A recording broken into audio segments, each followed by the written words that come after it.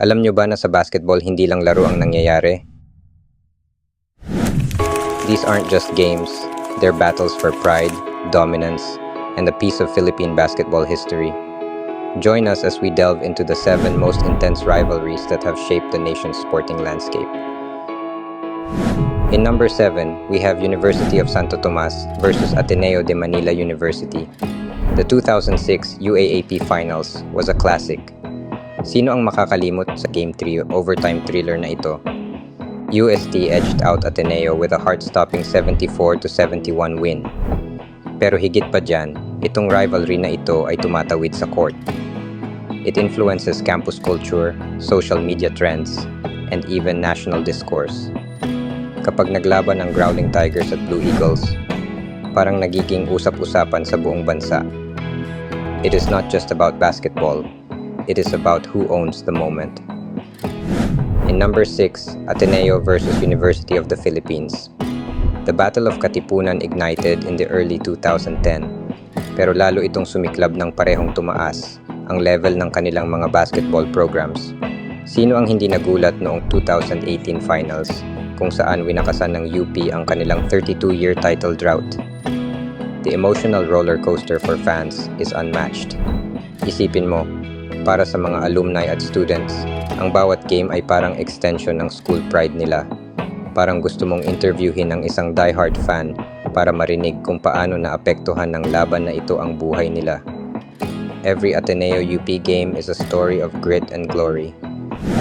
In number 5, Far Eastern University versus De La Salle University. Ang kanilang playoff clashes, tulad ng 2015 semifinals, ay hindi pa rin nabawasan ng intensity.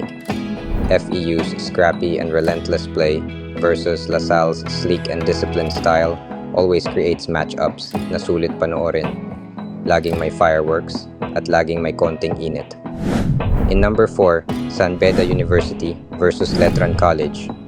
Isa ito sa mga classic NCAA rivalries na laging inaabangan ng mga basketball fans. Ang legendary matchups nila noong 80s at 90s ay ilan sa pinakabrutal na sagupaan sa history ng Philippine basketball. Players battled for every inch of the court. Pero ang nakakatuwa, ang passion ng kanilang fan bases ay walang kapantay. The atmosphere in their games is electric. Kahit sa regular season, para kang nanonood ng finals dahil sa sobrang intense ng crowd at ng laban. In number 3, Crispa Redmanizers versus Toyota Tamaraws. This rivalry defined the golden age of the PBA. Their games weren't just matches, they were events. Every game was high-scoring, physical, and filled with colorful personalities. Sino ang makakalimot sa 1977 brawl na kinasangkutan ng players, coaches, at fans? Grabe ang intensity nung panahon na yon, na minsan parang mas marahas pa sa laro ang mga nangyayari sa sidelines. Crispa versus Toyota wasn't just a rivalry. It was the rivalry that brought the PBA to the forefront of Philippine sports. In number 2, Barangay Ginebra San Miguel versus Magnolia Hotshots, the Manila Clasico. Kapag narinig mo ang Manila Clasico, alam mo nang it is more than just basketball. It is a cultural phenomenon. Kapag nagharap ang Ginebra at Magnolia, sold out agad ang tickets. Sino ang makakalimot sa 2017 Governors Cup Finals? Ginebra's never-say-die attitude shone through, while Magnolia's defensive prowess was on full display. Bawat laban nila ay parang isang pelikula, may drama, may heroes, at may unforgettable moments. And finally, in number 1, Ateneo de Manila University versus De La Salle University, the Blue-Green War. Ito ang pinaka-iconic na rivalry sa Philippine basketball. Sa bawat laban, ramdam mo ang decades of animosity at desire to be the best. The 2002 finals, legendary. Isang epic 3-game series na punong-puno ng buzzer beaters, clutch plays, at walang humpay na cheering mula sa fans. Sa panahon ngayon, lalo pang pinalala ng social media ang rivalry na ito.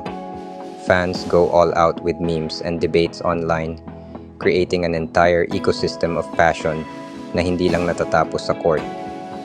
Which rivalry is the most intense? Let us know in the comments below. Don't forget to like, share, and subscribe for more basketball content. Salamat sa panonood and see you sa susunod nating kwentuhan sa court.